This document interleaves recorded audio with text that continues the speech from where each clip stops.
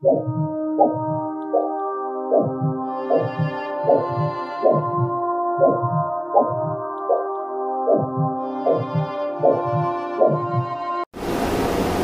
everybody, this is Muhammad Umar, medical diagnostic sonographer. Today I will show you how I scan my patient for lower extremity arterial Doppler study. So we have here our patient lying supine with the hip externally rotated and knee slightly flexed. For lower extremity arterial, you have to start by putting your probe at the groin, and here you can see the common femoral artery, which is pulsatile. Then I will scan it at the sagittal plane, and as we can see, we have smooth wall, no plaque or a serosclerotic change within it. After that, I will apply the color box and I will try to adjust it until I have a good feeling. Then I will take a pulse wave here. The velocity, it was 86. Then I'm going to follow the right common femoral artery distally until it bifurcates to the deep femoral artery and superficial femoral artery. I'm going to focus on the superficial femoral artery. I will reduce the TGC to make lumen clear. Apply the color box and I will steer. And as we can see here, the SFA at proximal with good laminar flow. Then I will take a pulse wave here. The angle which I use it is 60 but not parallel to the vessel wall. I'm going to steer until I'm parallel to the vessel wall in order to get the best velocity. I think now we are okay. Here we have triphasic waveform for SFA at proximal with sharp systole and rapid deceleration, and then we have retrograde and antegrade flow in the late diastole. Now I'll try to follow it by color. I will turn off the color and follow it with grayscale to make sure that there is no any abnormality. As I follow it now,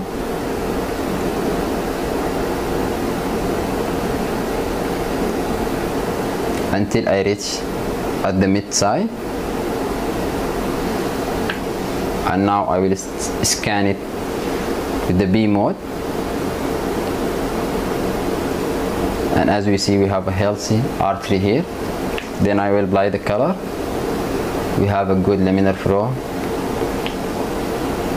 Then I will take the velocity also here.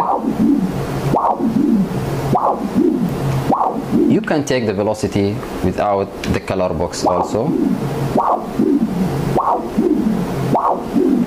Here we have a velocity of 109. Follow it, more distal.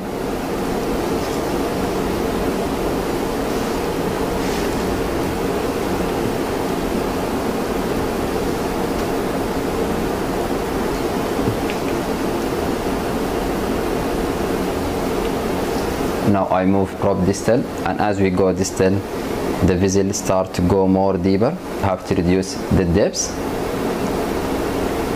and as I told you, you have to follow with the color and also with the grayscale image. At the lower, we have the SFA with normal lumen and normal wall. I will take velocity here.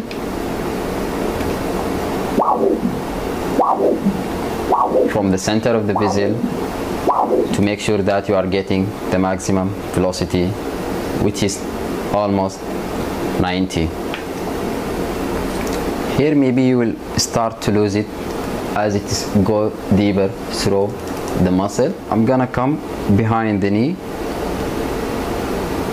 to scan the popliteal artery. Here we have the popliteal artery. Then I will try to follow it in the sagittal plane.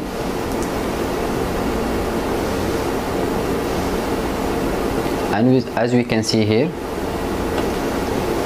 we have the popliteal artery, and the first branch, it will be the anterior tibial artery originated from the popliteal artery. So now I'm going to put the color box, and as we can see here, we have the popliteal artery and anterior tibial artery coming up from here. Now I will follow the popliteal artery distal, so we have a good laminar flow. I will steer the box as I follow it. Now I'm gonna to take velocity here.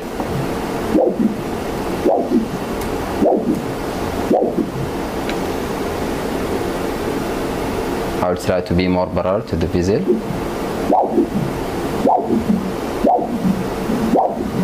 Here we have the velocity, which is 53. Now I'm going to follow the popliteal at the proximal calf, and here the popliteal, it will bifurcate to the peroneal and posterior tibial artery, and it give me the tibio-peroneal trunk.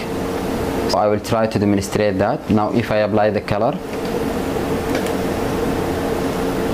here we have the popliteal artery, and as I go in the leg, now it will bifurcate to two parts of the vessel. The one superficial, it will be the posterior tibial artery, and the peroneal, it will pass deep on the leg. Now I will follow the posterior tibial artery at the upper leg. We have a nice lumen with a smooth wall. Then I will apply the color and I will steer the box. We have a good feeling. Then I will document the velocity here.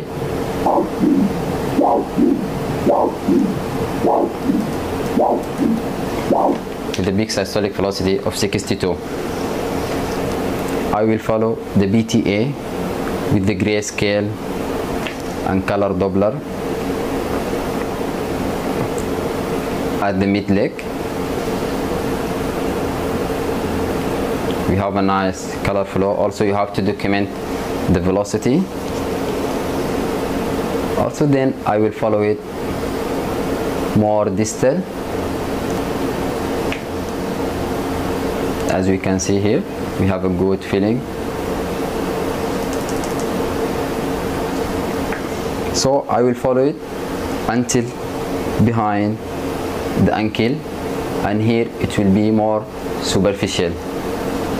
I will take pulse wave here. I'll remove the color box.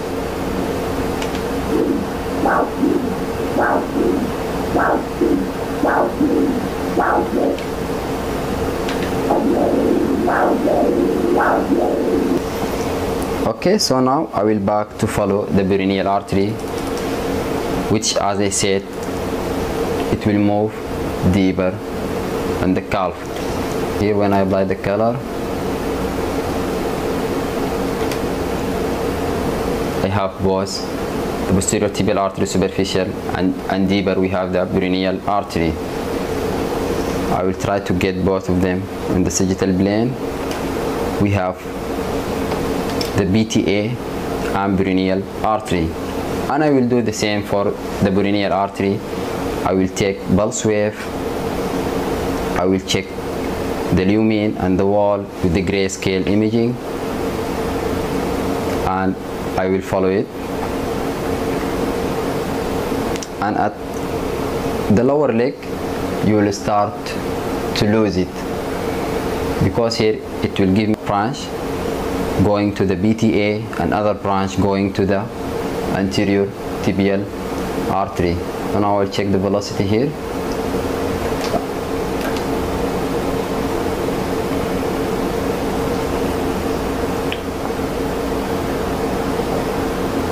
I will reduce the sample volume gate, and I will take the velocity.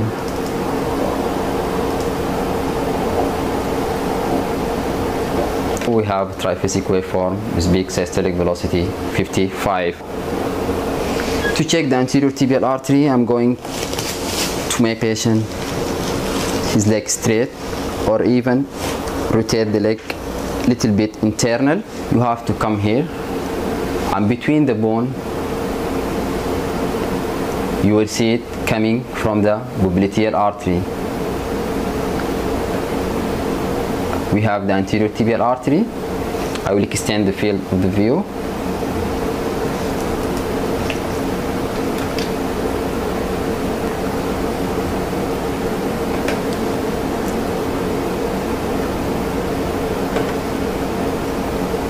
Here we have the popliteal artery, and here we have the ATA coming out from it. Now I'm going to follow it and the entire length by the color and by grayscale, and also I'm going to document some velocity.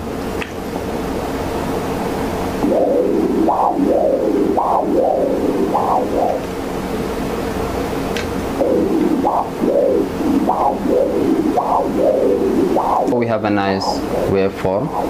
I will try to reduce the pressure over the leg so that I have the best velocity that I could. Here we have a velocity of 109. I will follow it more distal. We have a good color feeling.